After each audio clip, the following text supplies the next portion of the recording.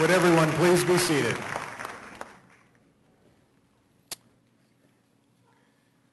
Good morning. I'm Jeff Balzer. I'm Dean of the Vanderbilt University School of Medicine. Students and faculty, parents, spouses, proud family members, friends of the class of 2015, good morning and welcome to our medical school. We're thrilled you could join us for this special occasion, and I'd like to begin by introducing those on stage with me. On my far right is Dr. John Tarpley, professor of surgery and a Vanderbilt alum, a distinguished educator who was selected by our graduating Doctor of Medicine students to lead them in their oath of commitment. To my immediate right is Dr. Bonnie Miller, Senior Associate Dean for Health Sciences Education.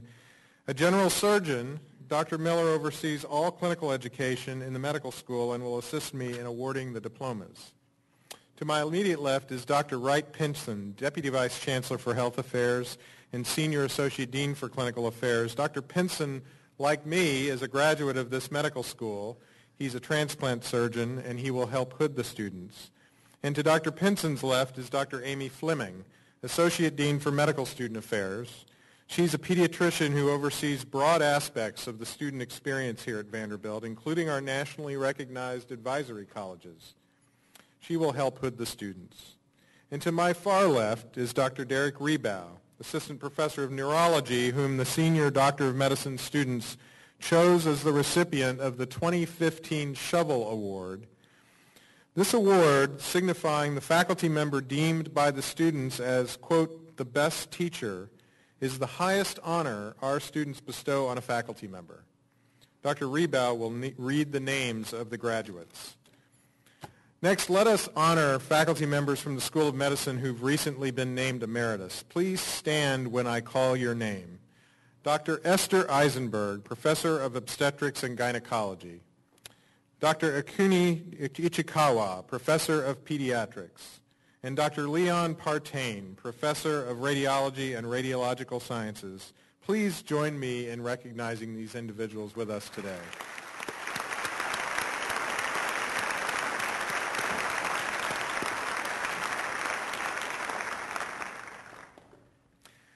There are others who have received emeritus status this year who could not be with us today. Dr. Jorge Capdevilla, Professor of Medicine. Dr. Cheryl Coffin, Professor of Pathology, Microbiology, and Immunology. Dr. Neil Green, Professor of Orthopedic Surgery and Rehabilitation. Dr. Jeremy Kay, Professor of Radiology and Radiological Sciences. Dr. Geraldine Miller, Professor of Medicine. Dr. Richard Stein, Professor of Medicine. And Dr. Conrad Wagner, Professor of Biochemistry, have all received emeritus status. Now I would like to recognize members of the Promotions Committee for the Doctor of Medicine class of 2015. They've supported and followed closely the progress of this class from its first day here until today. Please stand when I call your names. Dr. Jeffrey Fleming, Dr. Natasha Halasa, who chaired the committee, Dr. Susan Krupp, Dr. Arnold Malcolm, and Dr. Kevin Niswinder also served on the committee, could not be with us today. I would also like to recognize the college mentors whose leadership and mentoring have been integral to the success of the class. Please stand as well when I call your names. Dr. Ben Allos, Gabby College, Dr. Walter Clear, Chapman College, Dr. Lindy Finelson, Robinson College, Dr. Matthew Miller, Gabby College, Dr. Andrew Pfeffer, Batson College, Dr. Michael Pilla, Robinson College, Dr. Beth Ann Yakes, Chapman College, and Dr. Bill Cottrell, Batson College, could not be with us today. Please recognize all of these individuals for their enormous contributions.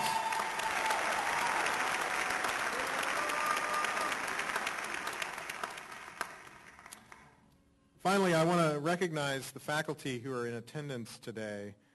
These faculty represent nearly 3,000 faculty in the School of Medicine. Students, our faculty have been dedicated to your education throughout your years here, and they celebrate with you and support you on this final day. And now it's my pleasure to introduce Dr. Bonnie Miller, who will deliver a message to you, our graduates.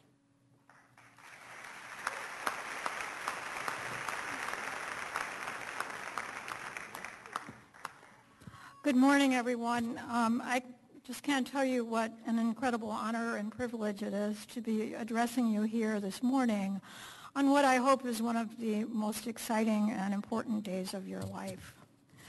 So I'm a news junkie with some major limitations. I don't follow Twitter feeds, and while I do subscribe to some of those quirky online services, I rarely open the links. I am an extremely old-fashioned news junkie, a nearly extinct dinosaur who feels a day can't possibly start without newsprint on my fingers. I still love to read the paper news, going at my own pace, picking, choosing, and disregarding. Like a dutiful schoolgirl, I always start with the front page. However, on mornings when the Middle East seems just too overwhelming, I don't hesitate to give it a rest.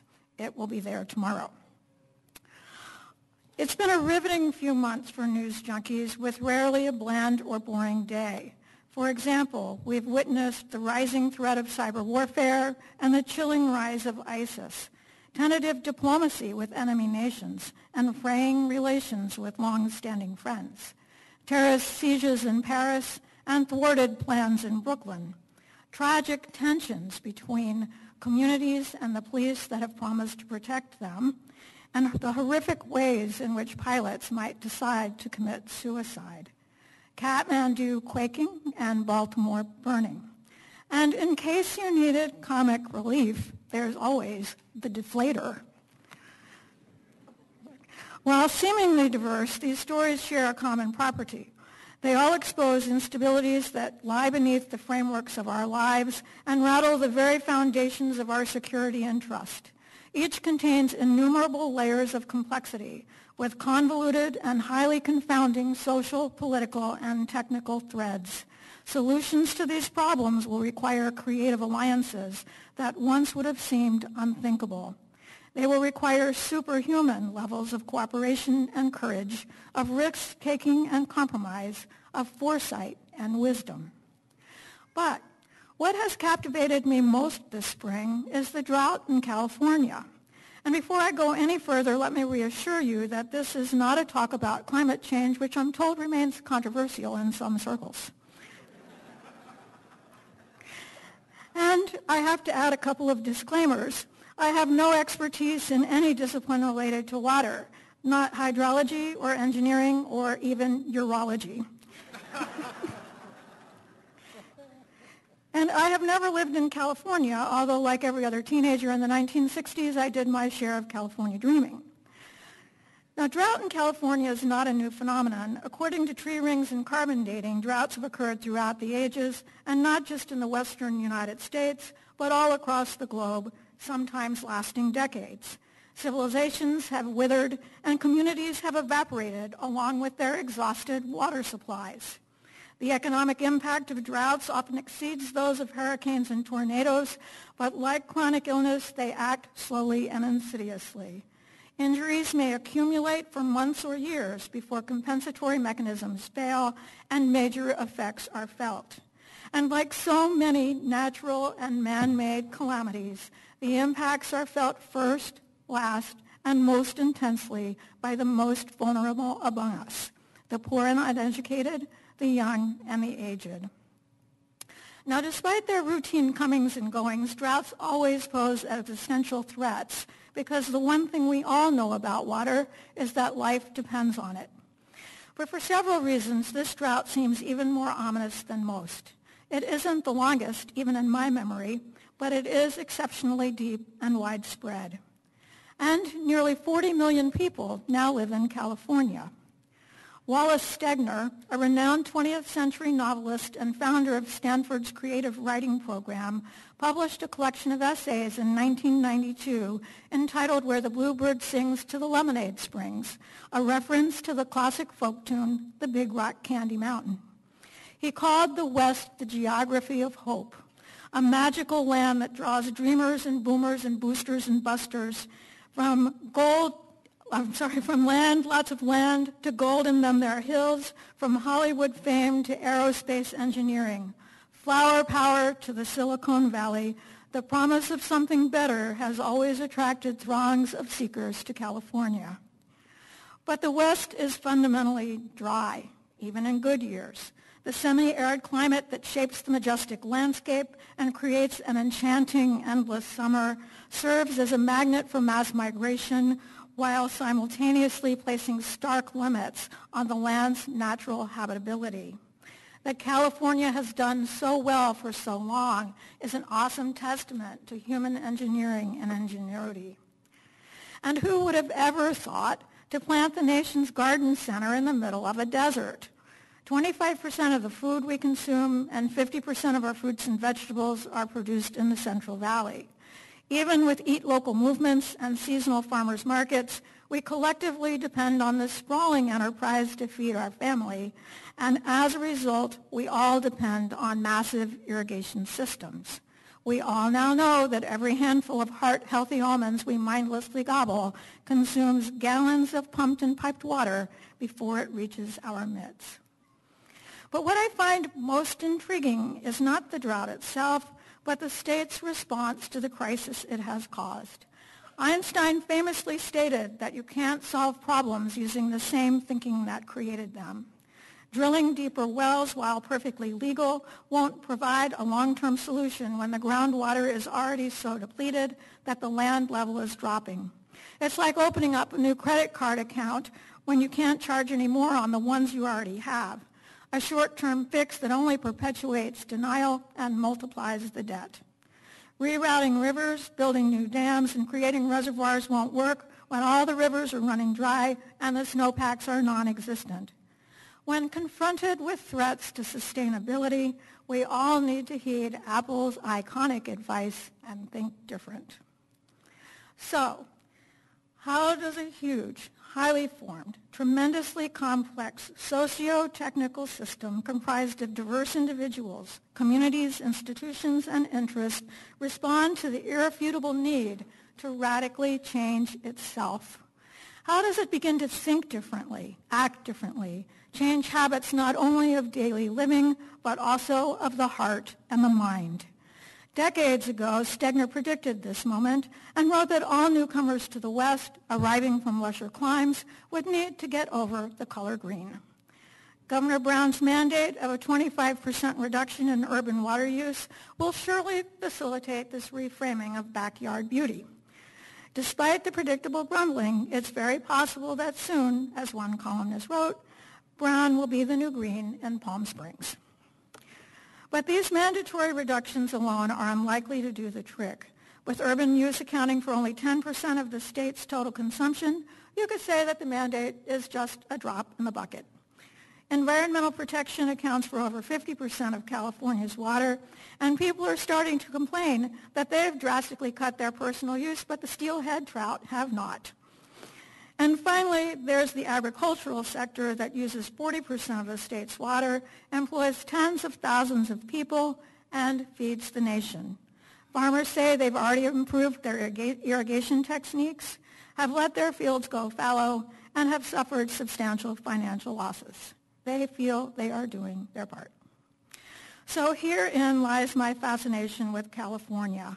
How will the state balance all of the competing and very compelling interests of the city dwellers and the farmers, the businesses and the geeks, the bikers and the surfers, and yes, the steelhead trout?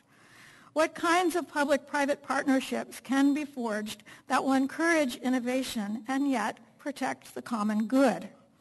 I've read about new desalination plants and water pipelines from Alaska and, believe it or not, even snow pipelines from Boston. Eventually, even harebrained ideas might get a serious look. But each of these solutions would create its own negative consequences, and you could end up playing a statewide game of whack-a-mole. Who will predict and analyze these impacts, and how will decisions be made? Who will establish priorities, and who will cover the cost? Who stands to profit, and who stands to lose? And always, always, who will advocate for the vulnerable, the displaced and disenfranchised, those who have no collective voice of their own? So what does a drought in California have to do with the medical school graduation in Nashville? Well, a reliably clean water supply remains one of the greatest achievements in human health, and there is an enormous potential threat to our food security. But these are not the connections I hope to make. The U.S. healthcare system must also undergo a transformation of epic proportion, and I'm hoping we can learn something from California. Of course, health system transformation is also generating its share of newsprint these days, but that isn't new or different. It's been happening for decades. What is new and different, I believe, is that we have finally, unequivocally, reached our point of unsustainability. We cannot continue to pour trillions of dollars into a healthcare system that doesn't make us healthy. It's time to think different. I could spend the rest of the morning talking about strategies like patient-centered medical homes and interprofessional teams, genomic medicine and telemedicine, electronic health records and health information exchanges, and perhaps most important, payment reform. These tactics will all be essential in bringing about system-wide change. But it seems to me that if we're about to embark on an epic transformational journey that will require creative partnerships and risk and courage and compromise and commitment, it would be nice to have a shared idea of where we are going. We could invoke the Institute of Medicine's framework of timely, safe, effective, efficient, equitable, and patient-centered care, or the Institute for Healthcare's Improvement's triple aim of better quality, lower cost, and improved outcomes. However, I think we should reach beyond these descriptive frameworks to a truly aspirational vision.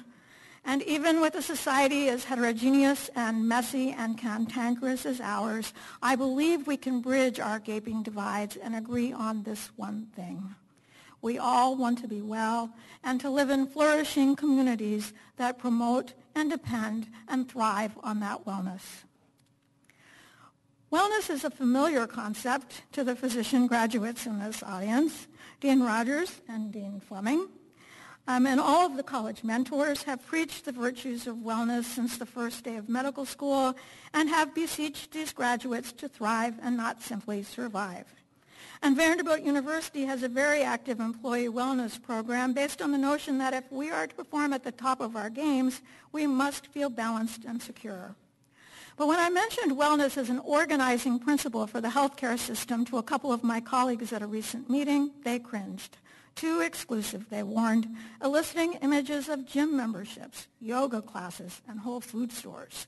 Expensive luxury items for the worried narcissistic well, but not visions of an equitable health system. But I would argue that wellness should be our most egalitarian and democratic ideal, embedded in the Jeffersonian principle of life, liberty, and pursuit of happiness. This does not, however, translate into gym memberships for all. The wellness we espouse means that every person has the opportunity to achieve his or her own unique health potential, as determined by genetic inheritance, but also by values and preferences. This unique health potential will fluctuate with age and circumstance, but nonetheless can be attained even by those with chronic illness. It is a coached and negotiated process as opposed to a fixed state, a balance between what is desired and what can actually be achieved at any point in time. A 12-year-old girl with asthma might say that wellness is being able to play soccer, while a 19-year-old with cystic fibrosis might say that wellness is being able to walk her dog. And a 62-year-old man with depression might say that wellness is being able to laugh with his grandchildren. When I think of wellness, I think of my dad. He was a 40-year-old vigorously active veterinarian in 1963 when he developed a herniated disc. And despite its risk at the time, he opted for a back operation because wellness to him meant riding quarter horses with his buddies. Fast forward to 2014, when at the age of 91, he was crippled by debilitating Parkinson's disease. His real wellness goal was unattainable because it involved a cure that doesn't yet exist. So we decided that the ability to feed himself would have to do so that he could continue to enjoy meals with his friends in the dining room of his nursing home. Wellness as an organizing principle for the health system is not my idea alone. There are many accomplished scientists, economists, and humanists at Vanderbilt and across the nation who have eloquently articulated this vision. And I assure you that it does not imply a retreat from the profession's ancient commitment to curing disease and relieving suffering. To the contrary, this vision embraces the most sophisticated precision medicine with an individual's genomic data predicting susceptibility to disease, guiding prevention strategies, and determining targeted therapies. But at the same time, human beings are so much more than mere collections of data. Regardless of how many bits we transmit, we must never become the eye patients lamented by Abraham Verghese. Our values, beliefs, and aspirations animate us, and these must help shape the personalized plans that will allow us to regain health and maintain health. A system focused on wellness blends the most powerful high-tech magic with the most compassionate high-touch concern. But a system that employs only biological strategies will not be successful in spreading wellness. As intricate as it is, biology is simple compared to wellness and health. Health is an extraordinarily complicated construct, profoundly influenced by social, behavioral, and psychological factors.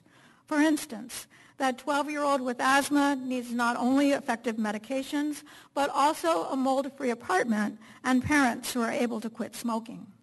The 19-year-old with cystic fibrosis has a mutation that would actually respond to a targeted therapy, but it costs hundreds of thousands of dollars a year and isn't covered by her insurance plan.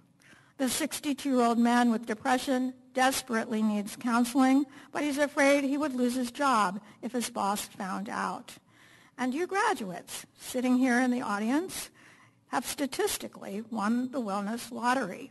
Because of the powerful association between education and health, your brand new degrees predict that you will live on average as much as 10 years longer than your high school friends who decided to drop out.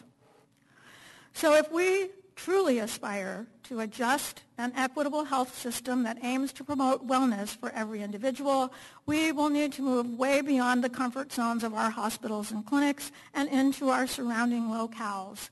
Our toolbox must enlarge to include community-based collaborations and advocacy at all levels. Our notion of the healthcare team must expand to include community organizers and grade school teachers, civil engineers, and clergy. And hopefully someday soon, our elected officials will realize that their primary obligation is to ensure the health and wellness of the communities they represent.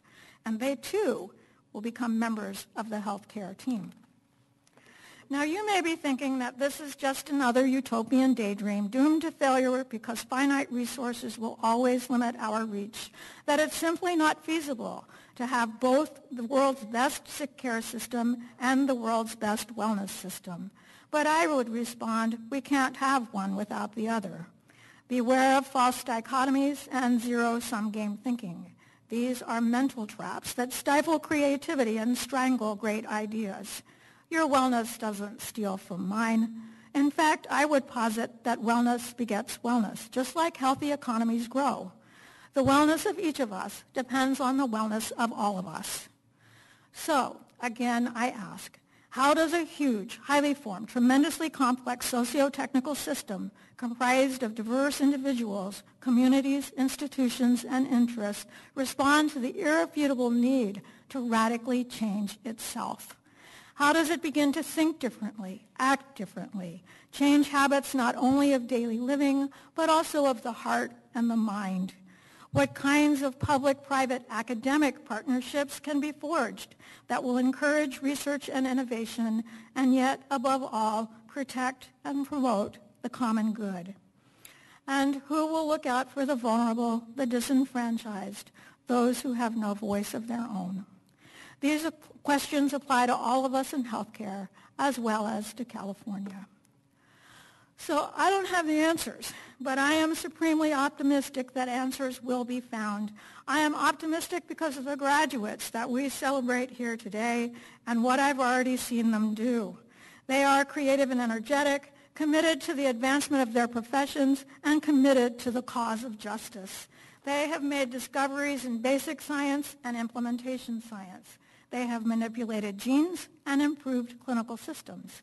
They have planted community gardens and offered exercise programs in partnership with the Salvation Army. They have treated the homeless under bridges and on the streets in Nashville, in Nicaragua, in Kenya, and Guatemala. They are courageous, and we should be proud. So I have some advice for you graduates, regardless of the degree you're receiving today. Ongoing relentless change will shape your careers, and that's a good thing because you must always strive to be better. We all must continually grow and innovate so that the best well care and sick care is understood and accessible and affordable for everyone. You will need to cultivate mental flexibility and analyze problems from many angles and sometimes make decisions from perspectives other than your own. Admit when you are wrong, be pragmatic, resist dogma, and ban rigid ideology. Embrace creativity and be willing to adapt. But in times of great and exhilarating change, how will you forge and maintain a coherent professional identity? What is the ballast that will keep you afloat on this epic journey?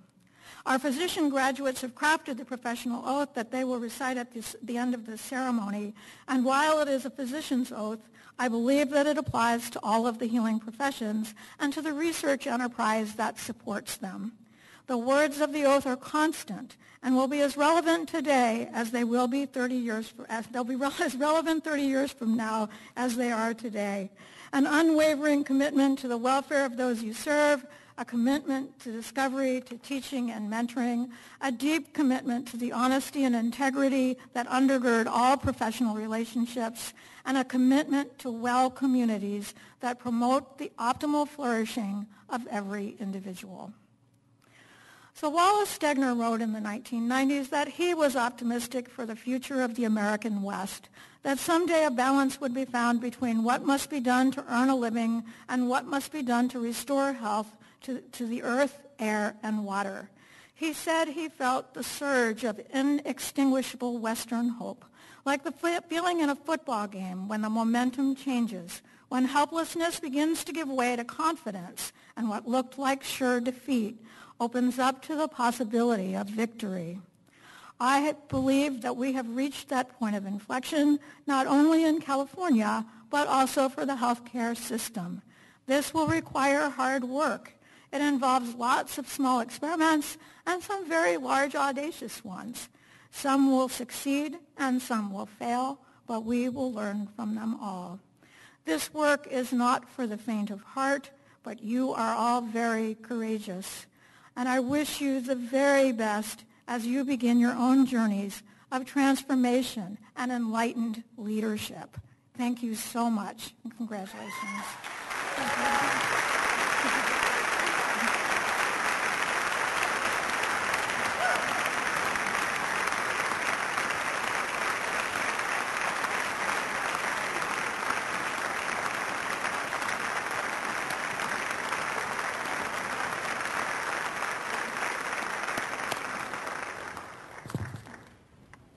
Thank you, Dr. Miller. That was very compelling.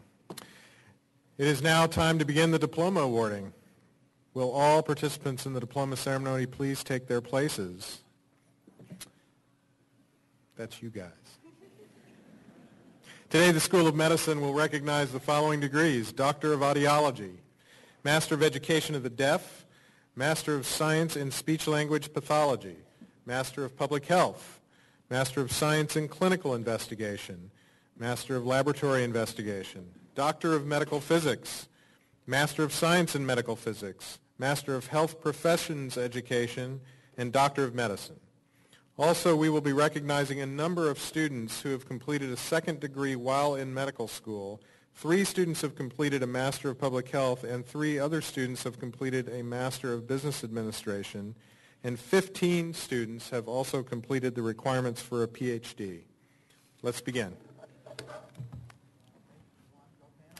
The Doctor of Audiology, Master of Education of the Deaf, and Master of Speech-Language Pathology degrees will be presented by Dr. Anne Marie Tharp, Chair of the Department of Hearing and Speech Sciences.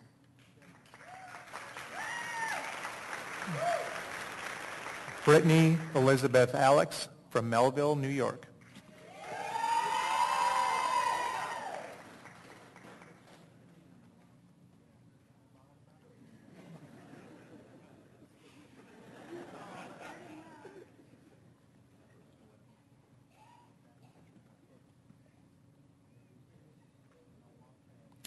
Kristen Lee D'Onofrio from Webster, New York.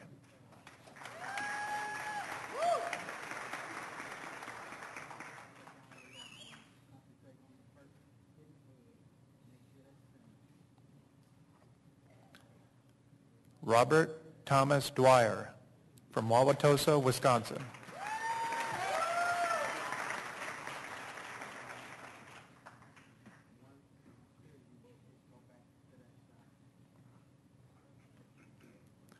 Zoe Doss Kavanaugh from Petaluma, California.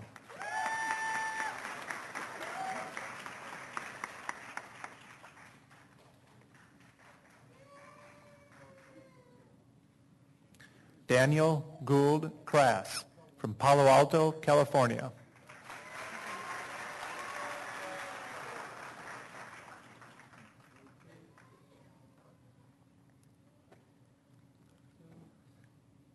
Mila Livonia Nelson from Ellensburg, Washington.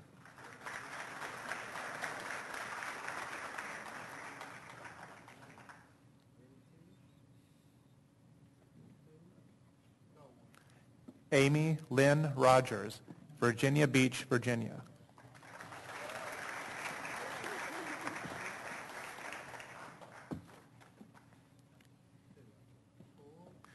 Sarah Elizabeth Schrager, Vero Beach, Florida.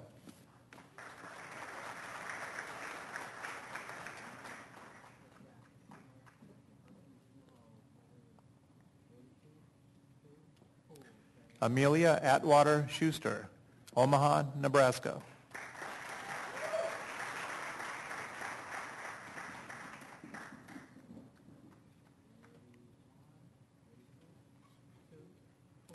Matthew Dylan Young, San Pedro, California.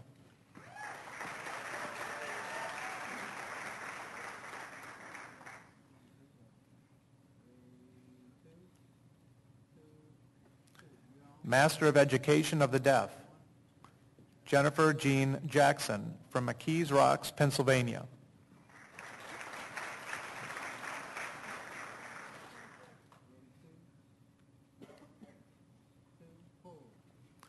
Master of Science in Speech Language Pathology, Devin Adriana Brunson from Matthews, North Carolina.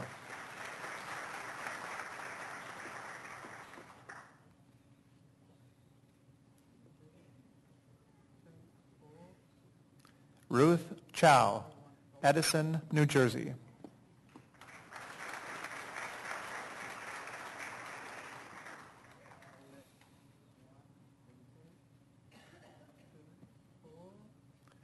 Jacob Ian Feldman from Huntington Valley, Pennsylvania.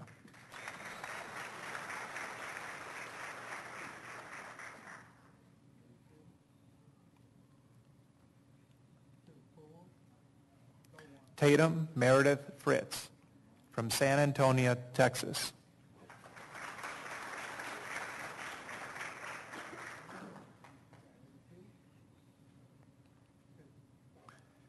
Julie Madsen Gilmer from Kingsport, Tennessee.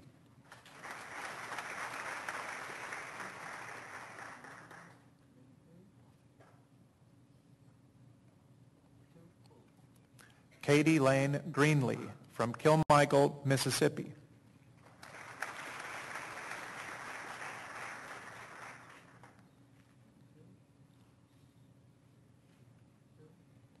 Jillian Kate Heffington, Nashville, Tennessee.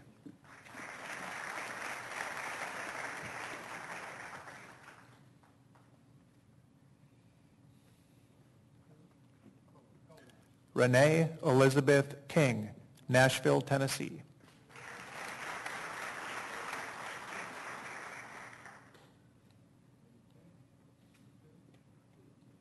Sylvie Render, Skokie, Illinois.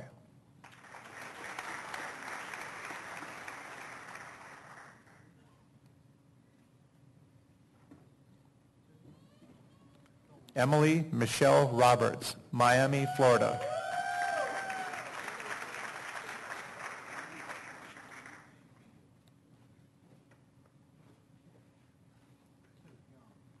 Melissa Ann Tucker, Rock Hill, South Carolina.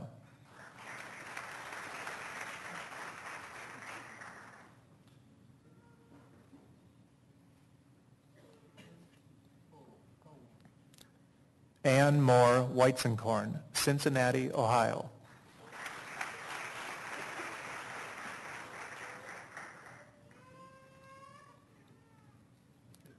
Master of Public Health. The Master of Public Health degrees will be presented by Dr. Marie Griffin, Professor of Health Policy and Medicine and Program Director for the Master of Public Health. Ama Busampem, Accra, Ghana.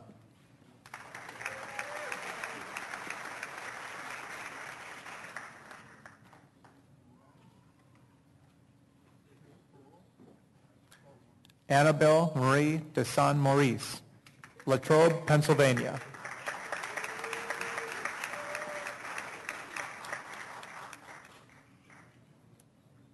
J. Doss, Regina, Canada.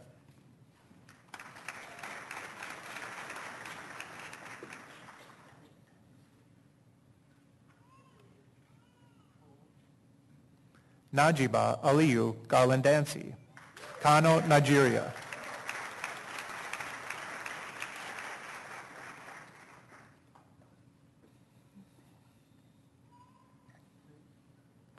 Caleb Brown Hayes, Hendersonville, Tennessee.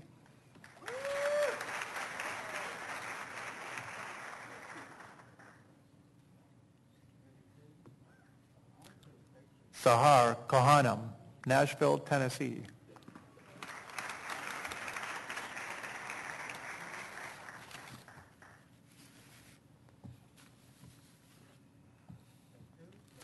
Paula Michelle McIntyre, Nashville, Tennessee.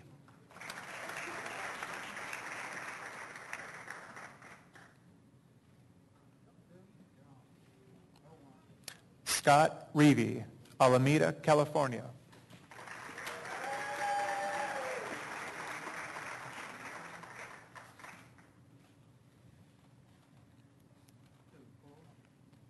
Elizabeth Spitznagel Rose, Gainesville, Florida.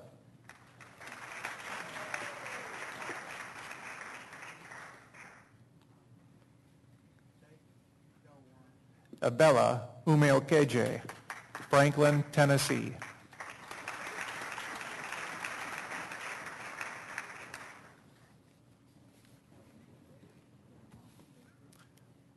Master of Laboratory Investigation. The Master of Laboratory Investigation degrees will be presented by Dr. Ray Murnaugh, Research Associate Professor of Biochemistry and Director, Master of Laboratory Investigation Program. Bridget Amy Corsa, Redwood, New York.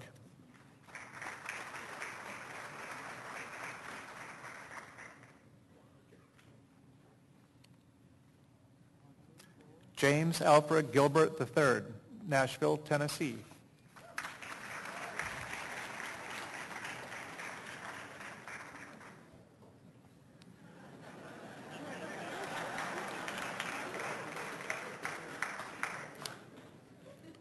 Master of Science in Medical Physics.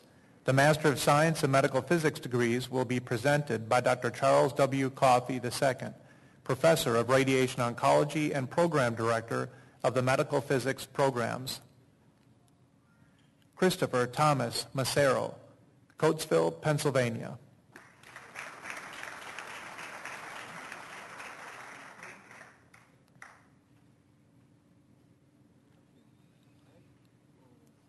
Lauren Allison Rigsby, Rockville, Tennessee.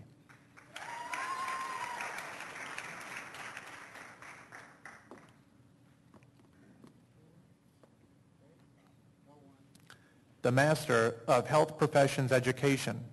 The Master of Health Professions Education degree will be presented by Dr. Heather Davidson, Assistant Professor of Medical Education and Administration and Program Director for the Master of Health Professions Education. Regina Stokes Ofodole, Nolensville, Tennessee.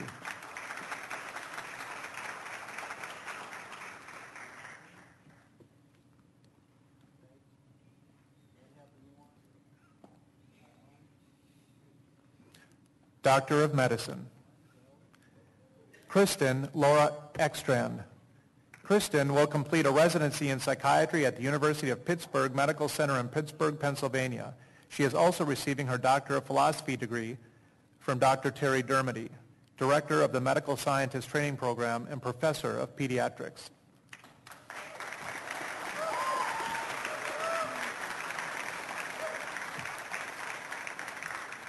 Aaliyah Letitia Frederick.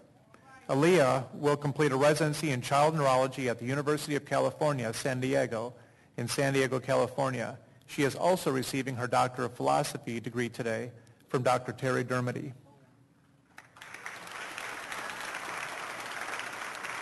Caroline Lai Kang. Caroline will complete a preliminary year in surgery followed by a residency in urology at Vanderbilt University School of Medicine. She is also receiving her Doctor of Philosophy degree from her mentor, Dr. Terry Dermody.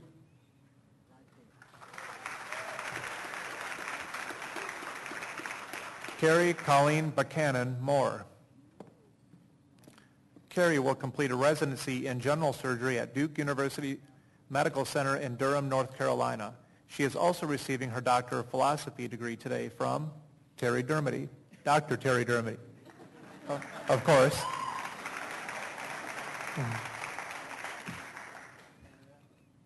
John Joseph Erickson.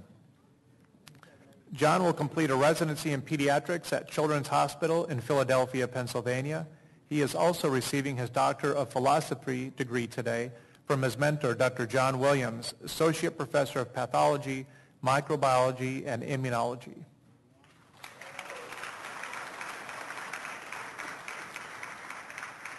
Kevin H. Ha. Kevin will complete a preliminary year in medicine with a residency in neurology at New York University School of Medicine in New York. He is also receiving his Doctor of Philosophy degree today from his mentor, Dr. Michael Goldfarb, Professor of Mechanical Engineering.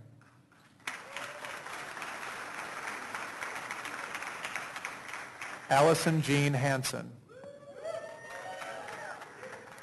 Allison will complete a residency in psychiatry at New York Presbyterian Hospital, Columbia University Medical Center in New York, New York.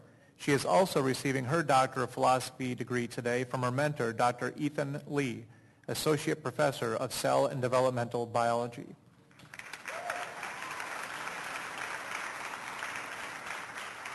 David Alexander Amsalem. David will complete a residency in emergency medicine and theatrics at the University of California, San Francisco, Fresno in Fresno, California.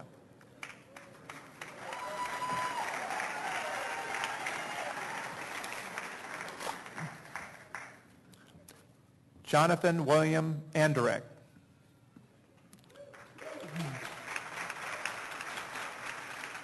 Jonathan will complete a residency in emergency medicine at Northwestern McGaw Medical Center in Chicago, Illinois. He is also receiving his Master of Business Administration today.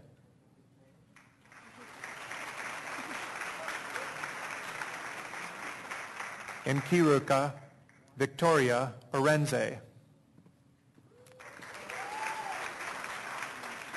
And Kiruka will complete a residency in general surgery at Boston University Medical Center in Boston, Massachusetts.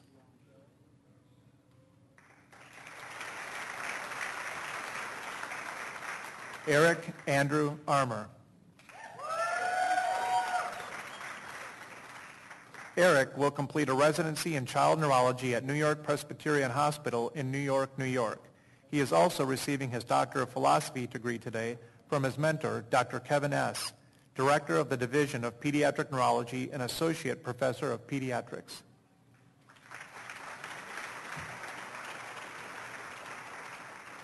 Maggie Atiyah.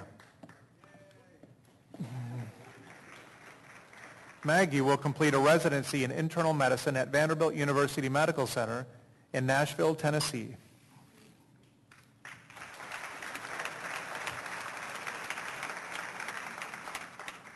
Jeffrey Scott Bennett. Jeffrey will complete a residency in pediatrics at Nationwide Children's Hospital in Columbus, Ohio. He is also receiving his Doctor of Philosophy degree today from his mentor, Dr. Dan Roden, Assistant Vice Chancellor for Personalized Medicine and Professor of Medicine.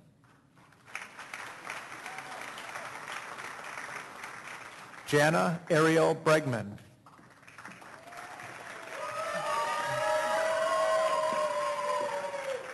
Jana will begin residency with a preliminary year in medicine at Vanderbilt University Medical Center and a residency in ophthalmology at the University of Maryland in Baltimore, Maryland.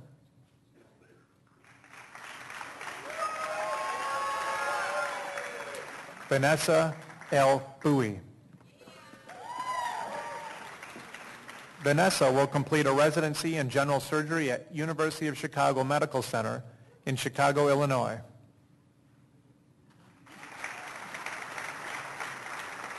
Courtney Michelle Campbell. Courtney will complete a residency in internal medicine at the Ohio State University Medical Center in Columbus, Ohio. She is also receiving her Doctor of Philosophy degree today from Dr. Dan Roden, Assistant Vice Chancellor for Personalized Medicine and Professor of Medicine.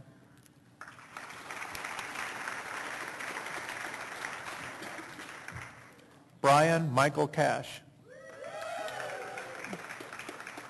Brian will complete a residency in orthopedic surgery at University of California, Los Angeles Medical Center in Los Angeles, California.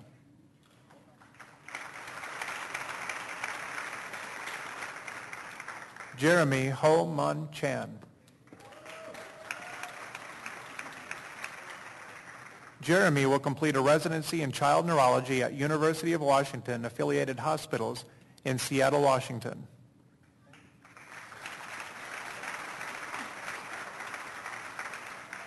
Francis Yun Cheng. Francis will complete a residency in pediatrics at Yale New Haven Hospital in New Haven, Connecticut. She is also receiving her Doctor of Philosophy degree today from her mentor, Dr. Chin Chang, Professor of Cell and Developmental Biology.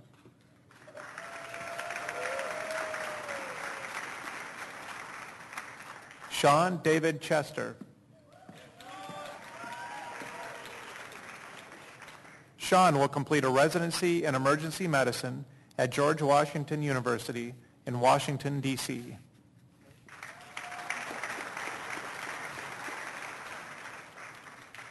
Sarah Ann Coggins. Sarah will complete a residency in pediatrics at Children's Hospital in Philadelphia, Pennsylvania.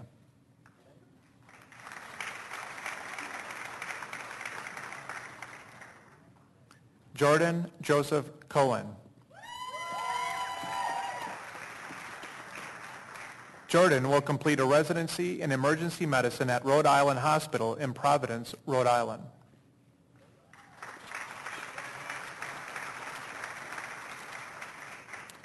Alicia Elizabeth Cotillo. Alicia will be continuing her education as well as pursuing research in the field of technology.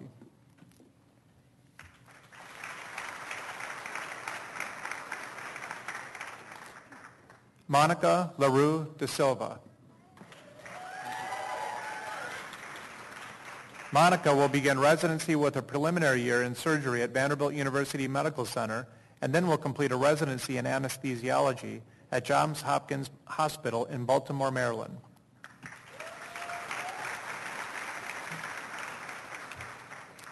William Tyler Davis. Tyler will complete a residency in emergency medicine with the United States Air Force in San Antonio Uniformed Services Health Education Consortium in Fort Sam Houston, Texas.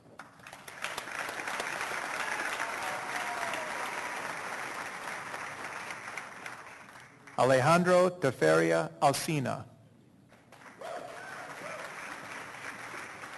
Alex will complete a residency in internal medicine at Brigham and Williams Women's Hospital in Boston, Massachusetts.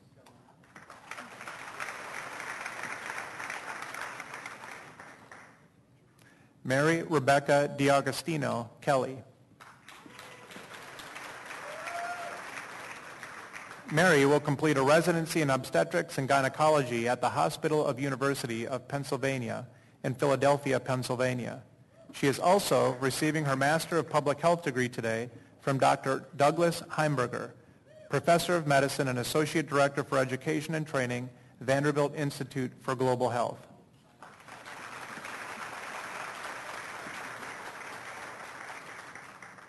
Gadini Odilon Deliska.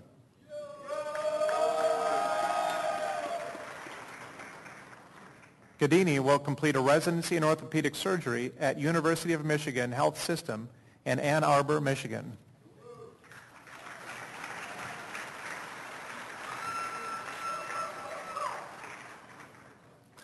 Sham Jant Deshpande.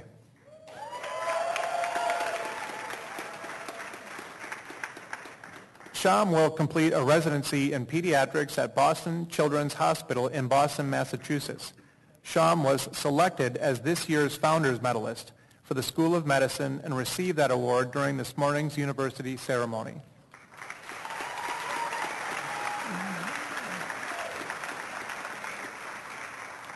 Jacob Andrew DeValder.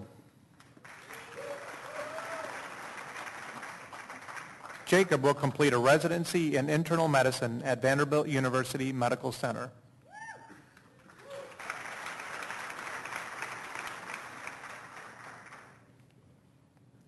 Kathleen Elise Doherty.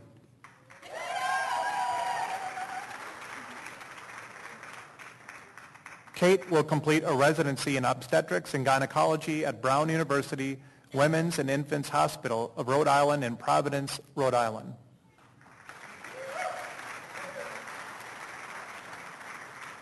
Andrew Michael John Dornan. Andrew will complete a residency in psychiatry at Loma Linda University in Loma Linda, California.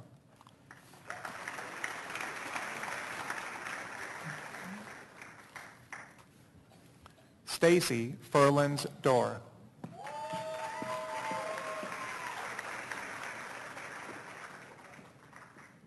Stacy will complete a residency in pediatrics at All Children's Hospital in St. Petersburg, Florida.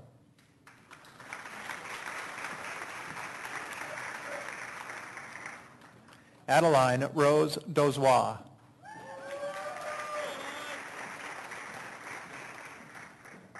Adeline will complete a residency in emergency medicine at Carolinas Medical Center in Charlotte, North Carolina.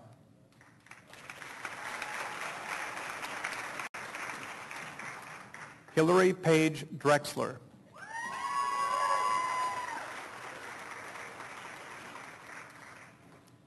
Hillary will complete a residency in anesthesiology at University of Michigan Health System in Ann Arbor, Michigan.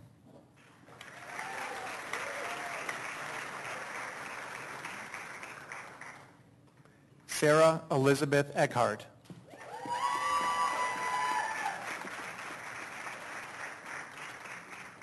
Sarah will complete a residency in obstetrics and gynecology at the University of South California in Los Angeles, California.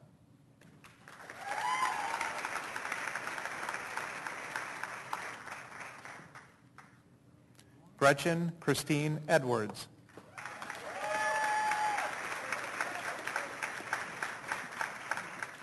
Gretchen will complete a residency in general surgery at Vanderbilt University Medical Center.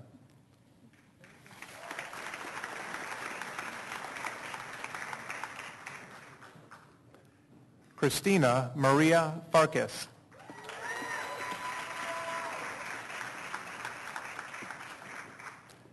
Christina will complete a residency in pediatrics at University of California, Los Angeles Medical Center in Los Angeles, California.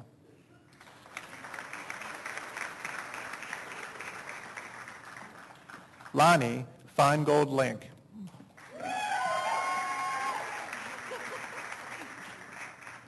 Lonnie will complete a residency in obstetrics and gynecology at Pennsylvania Hospital in Philadelphia, Pennsylvania.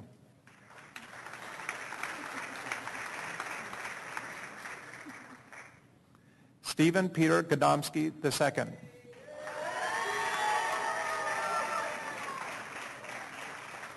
Stephen will complete a residency in general surgery at Thomas Jefferson University in Philadelphia, Pennsylvania.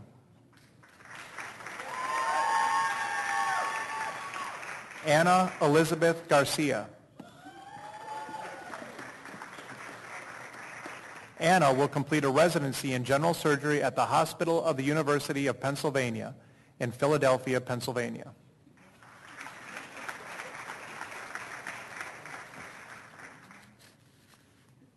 Kelly Lane Garcia.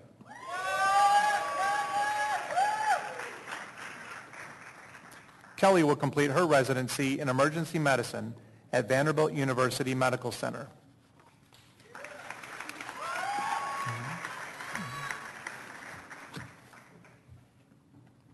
Elizabeth Ann Green.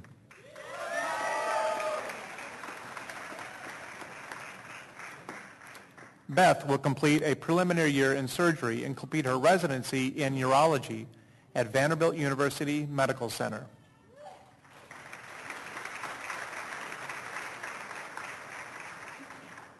Farissa Ilana Greenwald.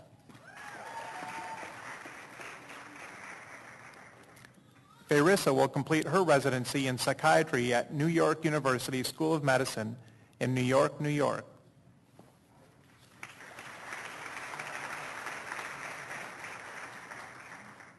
Kelvin Lewis Gruss. Kelvin will complete his residency in anesthesiology at Vanderbilt University Medical Center.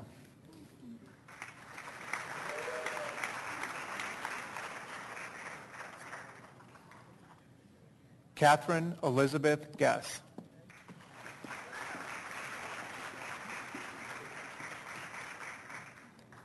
Katie will complete a surgery preliminary year at Vanderbilt University Medical Center.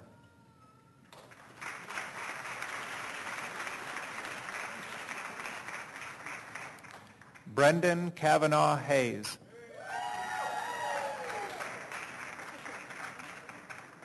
Brendan will complete his residency in emergency medicine at Western Michigan University Stryker School of Medicine in Kalamazoo, Michigan.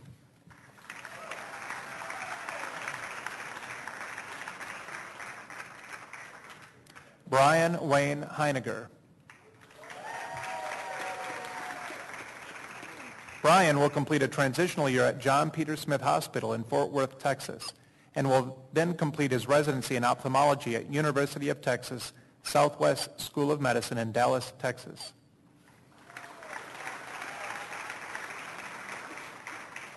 Catherine Marie Hyam.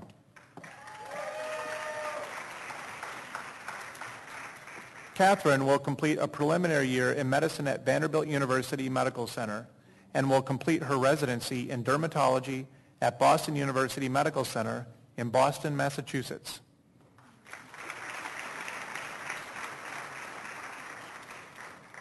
Lawrence Oliver James.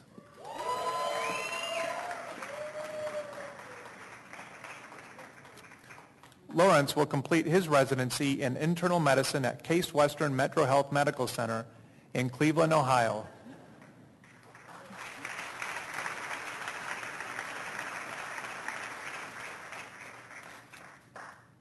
Pawina Jiramangochai.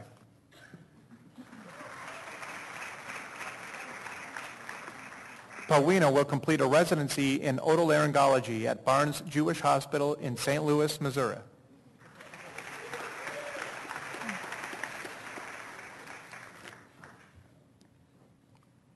Deepa Subi Joshi.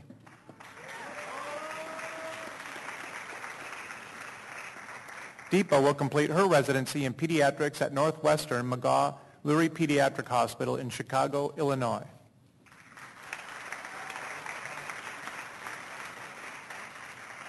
Rebecca Ann Castle. Rebecca will complete her residency in neurological surgery at Vanderbilt University Medical Center.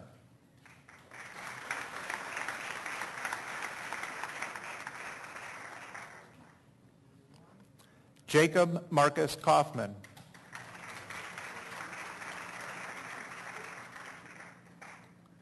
Jacob will complete his residency in internal medicine at Duke University Medical Center in Durham, North Carolina.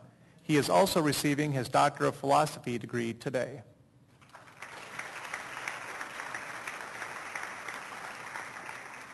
Patrick David Kelly. Patrick will complete his residency in neurological surgery at Vanderbilt University Medical Center.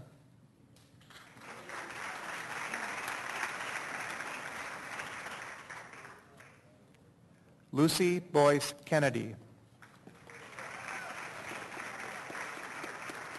Lucy Boyce will complete a residency in internal medicine at Vanderbilt University Medical Center.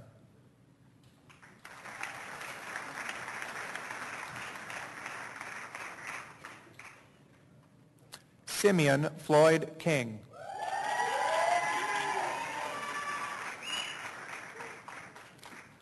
Simeon will complete his residency in psychiatry at University of Missouri, Kansas City, Western Missouri, and Kansas City, Missouri.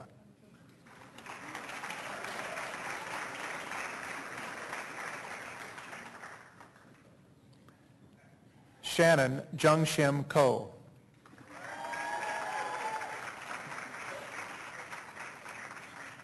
Shannon will complete her residency in internal medicine at University of Pittsburgh Medical Center in Pittsburgh, Pennsylvania.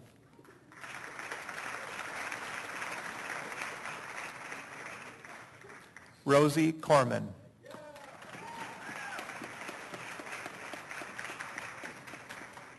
Rosie will complete her residency in pediatrics at University of California, Irvine Medical Center in Orange, California.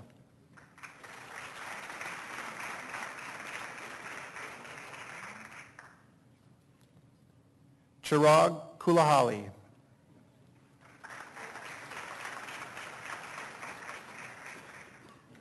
Chirag will complete a residency in internal medicine at Emory University School of Medicine in Atlanta, Georgia.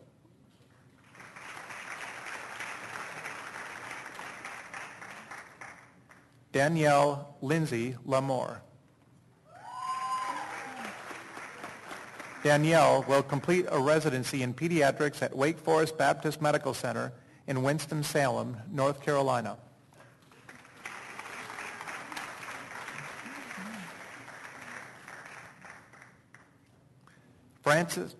Richard Francis Latuska, Jr.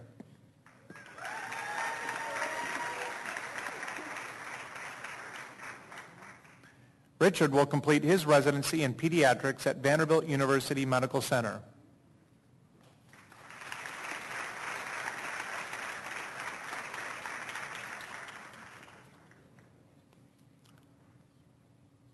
Margot Ashley Lazo.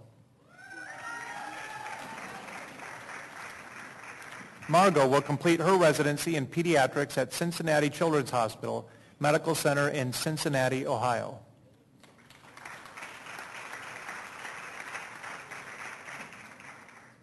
Michael John Maggart.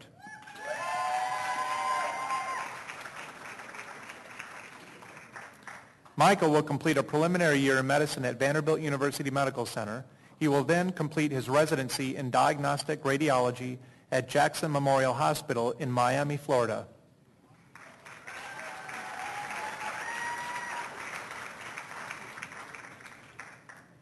Josia Mahdi.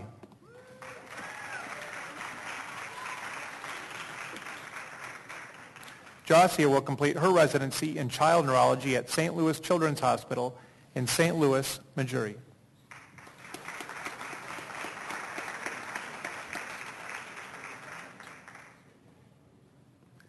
Irene Plachard Mathieu.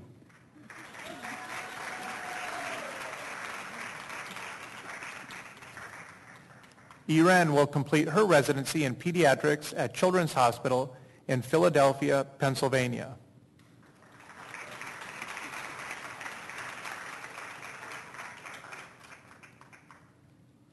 Alexandra Tenney May.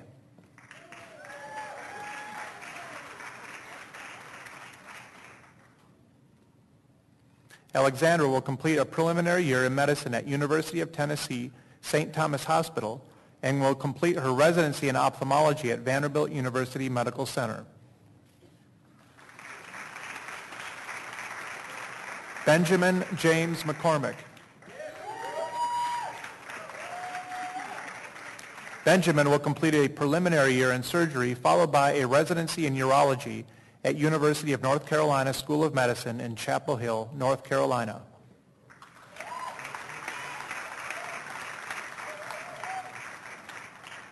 Ian Michael McGinnis. Ian will complete his residency in neurology at University of Colorado School of Medicine in Aurora, Colorado.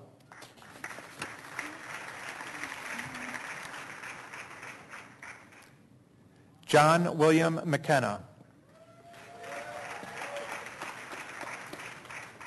Will complete his residency in obstetrics and gynecology at Vanderbilt University Medical Center.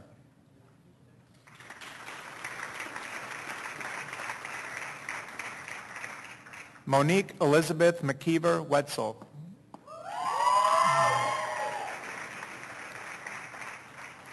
Monique will complete her residency in obstetrics and gynecology at University of Texas Southwestern Medical School in Dallas, Texas.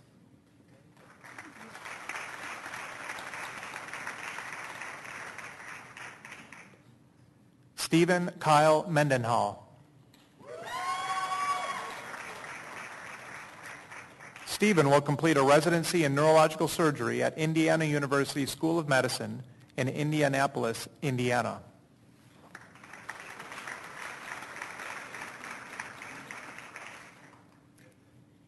Tyler Kendrick Merceron.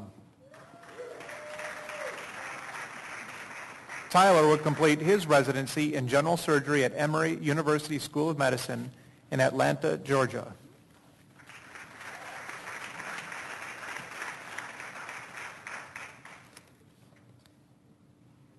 Kathleen Weber Montgomery.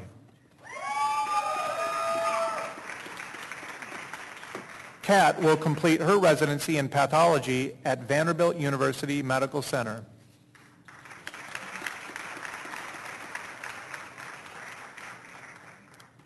Ashley Marina Morgan.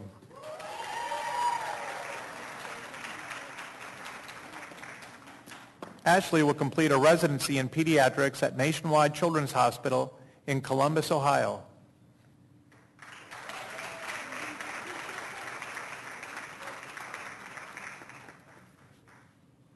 Catherine Kudaba Maroney.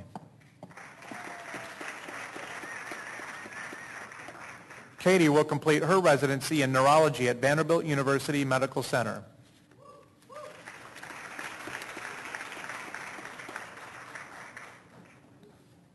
Samaya Mushtaq Adam.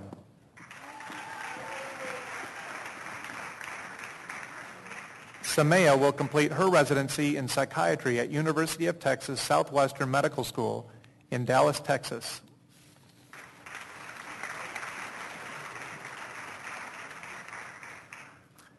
David Wallace Neblett.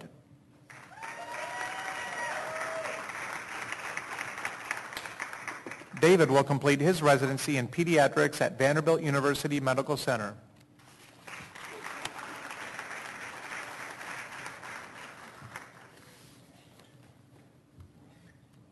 Elizabeth Dong Nguyen. Elizabeth will complete a residency in pediatrics at University of Washington Affiliated Hospitals in Seattle, Washington. She is also receiving her doctorate of philosophy today from Dr. Dan Roden, Assistant Vice Chancellor for Personalized Medicine and Professor of Medicine.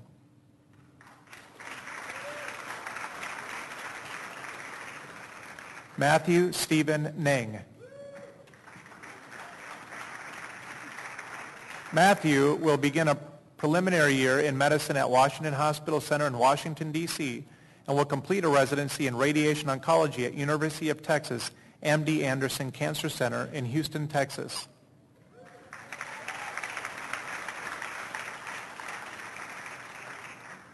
Mitchell James Odom.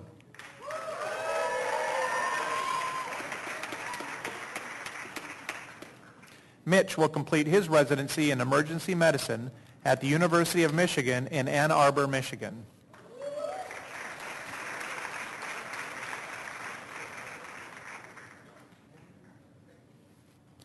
Marbola Oyefule.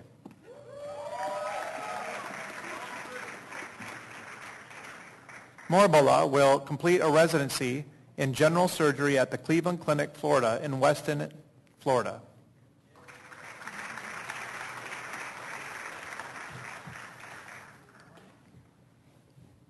Neelam Anil Patel. Neelam will complete a preliminary year in medicine at Advocate Illinois Masonic Medical Center in Chicago, Illinois, and will complete her residency in dermatology at the University of Mississippi Medical Center in Jackson, Mississippi. Rachna Vijay Patel. Rachna will complete her residency in internal medicine at Drexel University College of Medicine, Hahnemann University Hospital in Philadelphia, Pennsylvania.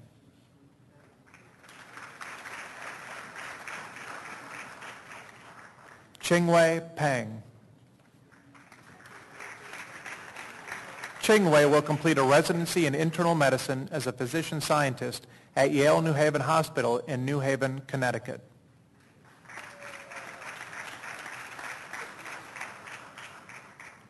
Alejandro Perez. Alejandro will complete a residency in pathology at Houston Methodist Hospital in Houston, Texas.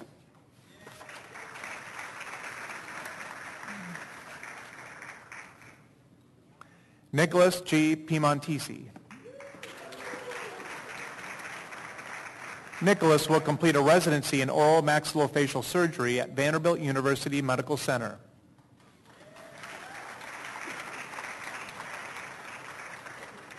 Michael Kwame Poku. Michael will complete his residency in internal medicine, urban health at Johns Hopkins Hospital in Baltimore, Maryland.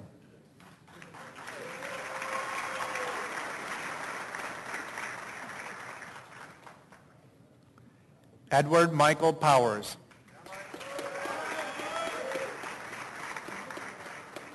Michael will be completing his residency in internal medicine at Duke University Medical Center in Durham, North Carolina.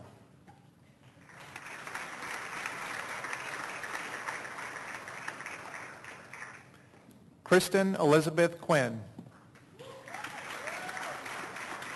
Kristen will complete a residency in pediatrics at Vanderbilt University Medical Center. She is also receiving her Master of Public Health today from Dr. Douglas Heimberger, Professor of Medicine and Associate Director for Education and Training, Vanderbilt Institute for Global Health.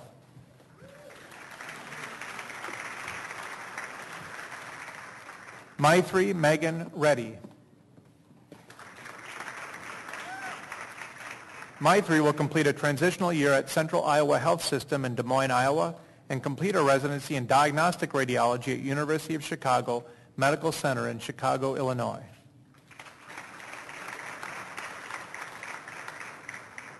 Charles Levin Rodriguez Feo.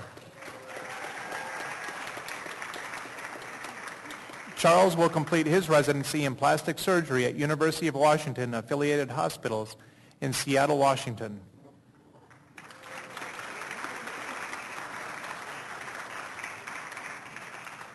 Puyan Rohani.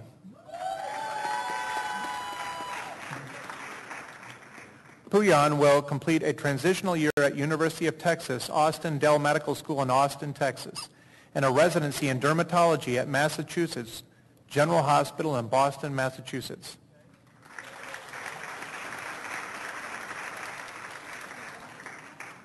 Tulsi Praveen Roy.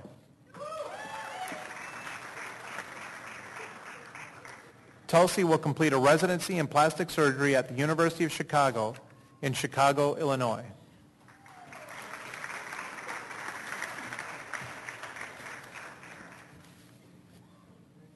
Sina Salehi Omran.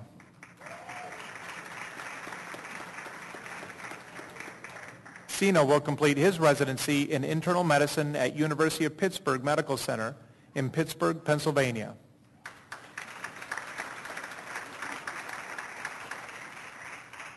Richard Samade.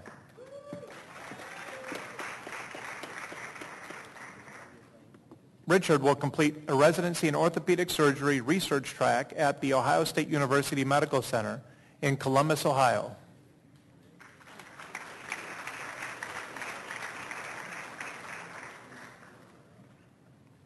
Chelsea Reed Sampson. Chelsea will complete a transitional year at Broadlawn Medical Center in Des Moines, Iowa, and complete a residency in diagnostic radiology at Barnes Jewish Hospital in St. Louis, Missouri.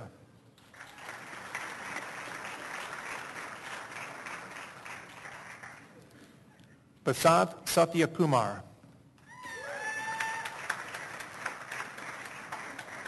Vasanth will complete his residency in internal medicine at Johns Hopkins Hospital in Baltimore, Maryland.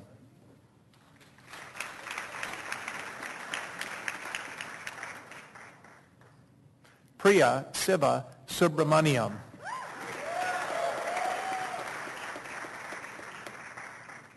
Priya will complete her residency in pediatrics at Vanderbilt University Medical Center.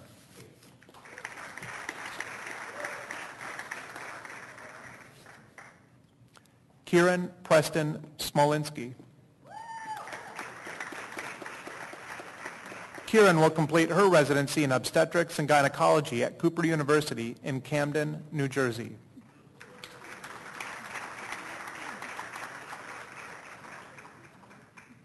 Kristen Leanne Stevens. Kristen will complete a residency in otolaryngology at University of Minnesota Medical School, Minneapolis, Minnesota.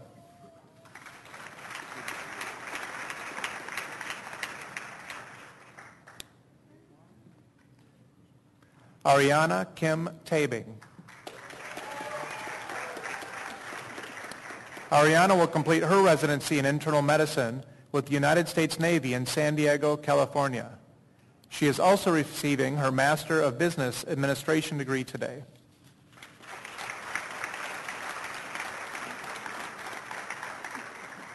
Jared Paul Tanksley. Jared will complete a transitional year at University of Tennessee Graduate School of Medicine in Knoxville and will complete a residency in radiation oncology at Duke University Medical Center in Durham, North Carolina. Jared is also receiving his Doctor of Philosophy degree today from his mentor, Dr. Robert Coffey, Professor of Medicine in Cell and Developmental Biology.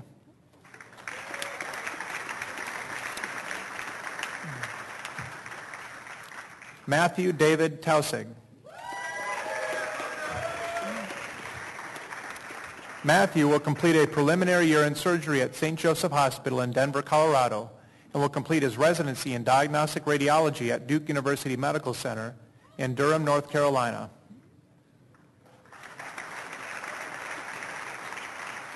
Diana Kaur Thiara. Diana will complete her residency in medicine, primary at University of California, San Francisco, in San Francisco, California.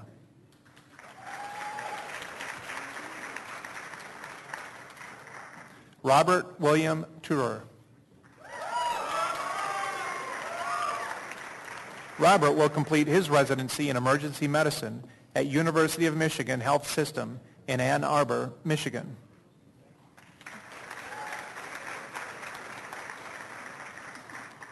Carla Vanessa Valenzuela. Carla will complete a residency in otolaryngology research at Barnes Jewish Hospital in St. Louis, Missouri.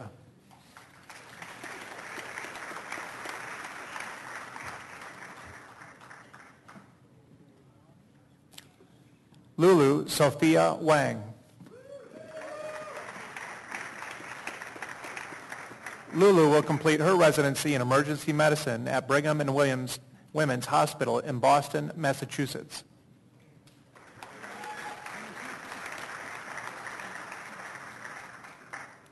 Kelly Morris Williamson.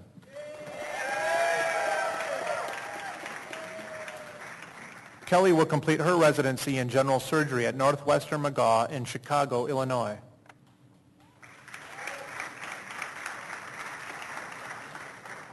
Ann Potter Wilson. Ann will complete her residency in anesthesiology at Vanderbilt University Medical Center.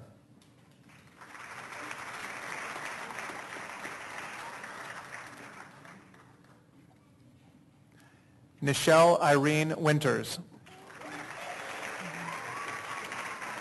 Nichelle will complete a residency in internal medicine at Vanderbilt University Medical Center. She is also receiving her Doctor of Philosophy degree today from her mentor, Dr. David Bader, Professor of Cell and Developmental Biology and Medicine.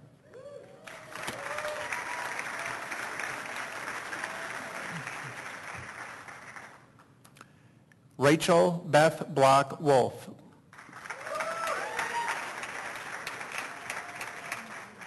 Rachel will complete her residency in medicine and pediatrics at University of Pittsburgh Medical Center in Pittsburgh, Pennsylvania.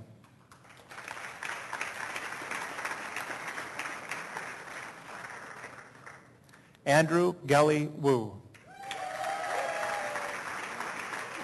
Andrew will complete a residency in medicine and pediatrics at the University of Minnesota Medical School in Minneapolis, Minnesota.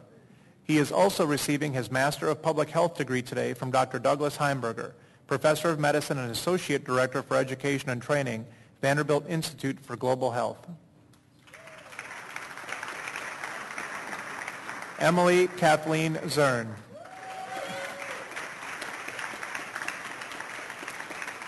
Emily will complete a residency in internal medicine at Massachusetts General Hospital in Boston, Massachusetts.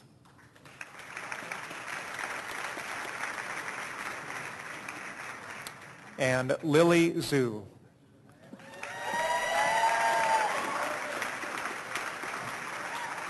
Lily will complete a preliminary year in medicine and then complete her residency in dermatology here at Vanderbilt University Medical Center.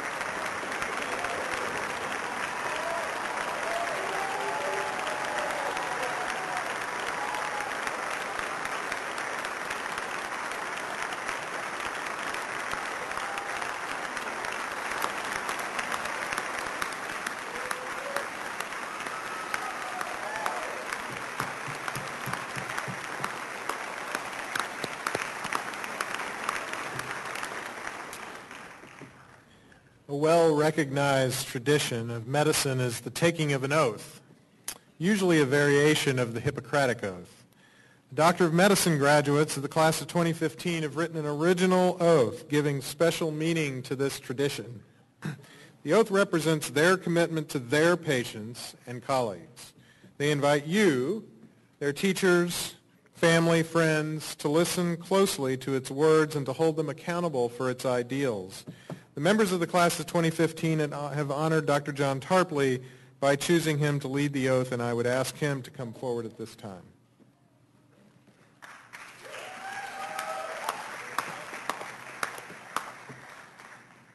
Let me ask the MD graduates of class of 2015 at Vanderbilt to please rise. And if you would repeat after me. In the tradition of Hippocrates, I swear to fulfill this oath.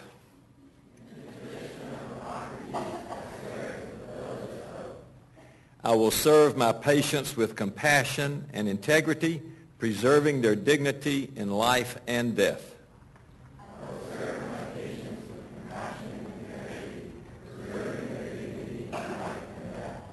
I will use my expertise to benefit the sick, remaining ever mindful of my capacity to do harm.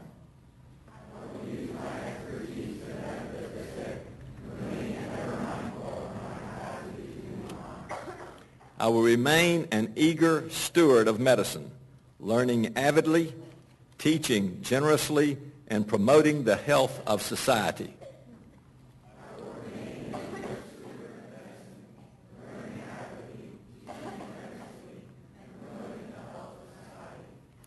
I will embrace the privilege and responsibility entrusted to me as a physician and keep private what is said to me in confidence.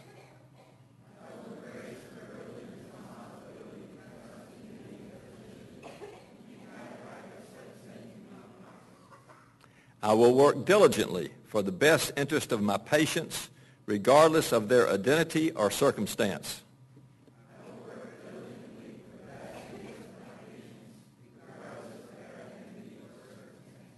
I will recognize my limitations, seek guidance when necessary, and remember the importance of my own well-being.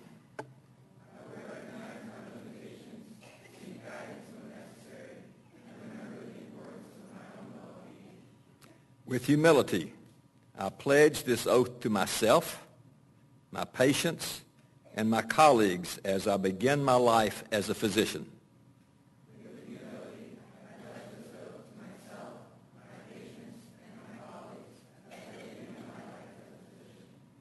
You may be seated.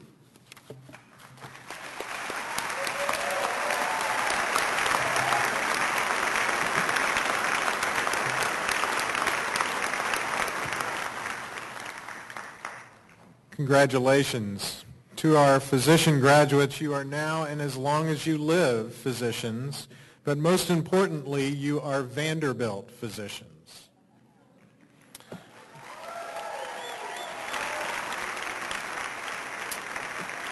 I trust you will bear that honor with pride, but also with humility and a profound sense of responsibility. I also congratulate our many graduates with degrees in the health sciences. May your leadership in caring for patients, in education, and in research be transformative, bringing renewed hope, satisfaction, and opportunity to your patients, your friends, and all of us. I want to thank Sarah Woodall, Deans Miller and Fleming, and their staff members for all of the work they do behind the scenes to make Commencement Week such a special time for all of us. I look forward to congratulating all of our graduates and meeting your family and friends at a toast immediately following this ceremony in the north lobby of Light Hall. I would now ask Dr. Mitch Odom, Doctor of Medicine Class President, to come forward, retrieve the school standard, and lead our graduates in the recessional. I would ask that all guests please stand and remain standing until the recession of the graduates and faculty is complete.